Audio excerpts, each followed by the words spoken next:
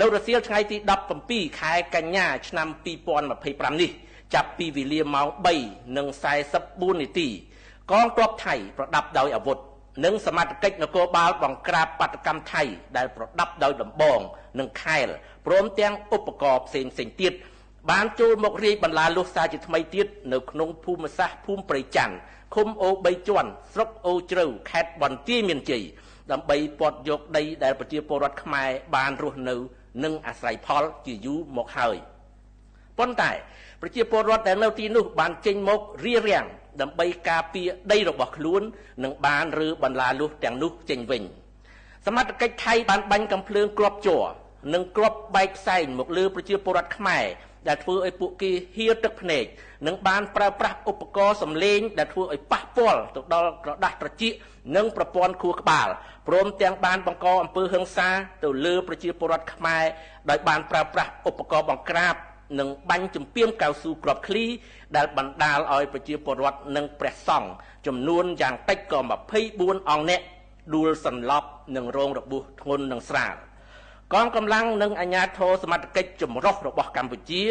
ដែលមិនប្រដាប់ដោយអាវុធហើយដែលកំពុងតែឈរជើងប្រចាំនៅក្នុងតំបន់នោះក៏មានវត្តមាននៅក្នុងហេតុការណ៍នោះផងដែរដើម្បីការពារសុវត្ថិភាពជូនបងប្អូនប្រជាពលរដ្ឋដោយបានបំពេញភារកិច្ចប្រកបដោយវិជ្ជាជីវៈនិងទទួលខុសត្រូវខ្ពស់ក្នុងការប្រកាន់ខ្ជាប់ខ្ជួនបំផុតនៅកិច្ចព្រមព្រៀងឈប់បាញ់ព្រមទាំងគោរពគោលការណ៍ដែលបានឯកភាពគ្នាក្នុងការដោះស្រាយបញ្ហាដោយសន្តិវិធីនិងត្រឹមត្រូវស្របតាមច្បាប់អន្តរជាតិសមត្ថកិច្ចនិងអាជ្ញាធរខេត្តបន្ទាយមានជ័យបានជួយសង្គ្រោះបងប្អូនប្រជាពលរដ្ឋនិងព្រះសង្ឃដែលបានរងរបួសនិងបានបញ្ជូនរថយន្តសង្គ្រោះបន្ទាន់ដើម្បីដឹកអ្នករងរបួសធ្ងន់ទៅកាន់មន្ទីរពេទ្យអ្នកនាំពាក្យរាជរដ្ឋាភិបាលកម្ពុជាសូមកោតទោសចំពោះអំពើហិង្សារបស់សមត្ថកិច្ចថៃមកលើប្រជាពលរដ្ឋនិងព្រះសង្ឃខ្មែរ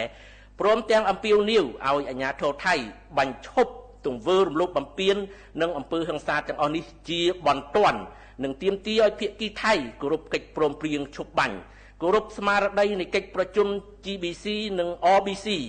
អនុសារណៈនៃការយោគយល់ត្រង់ចំណុច2មាត្រា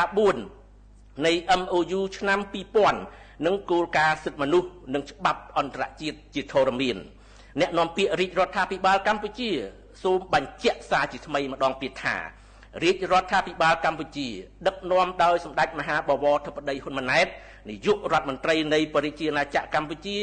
ប្រកាន់គោលជំហរច្បាស់លាស់ក្នុងការគោរពកិច្ចព្រមព្រៀងឈប់បាញ់និងដោះស្រាយបញ្ហាដោយសន្តិវិធីដោយឈរលើមូលដ្ឋាននៃកិច្ចព្រមព្រៀងទ្វេភាគីដែលមានជាធរមានព្រមទាំងអនុសញ្ញាសន្ធិសញ្ញានិងច្បាប់អន្តរជាតិនិងសូមអំពាវនាវដោយទទូចឲ្យភាគីថៃគោរពគោលការណ៍ទាំងអស់នេះដូចគ្នាដែរដើម្បីរក្សាបទឈប់បាញ់និងកាត់បន្ថយភាពតានតឹងក្នុងការប្រឈមមុខដាក់គ្នាដើម្បីបញ្ជៀសការប៉ះទង្គិចដែលនាំដល់ការផ្ទុះអាវុធសារជាថ្មី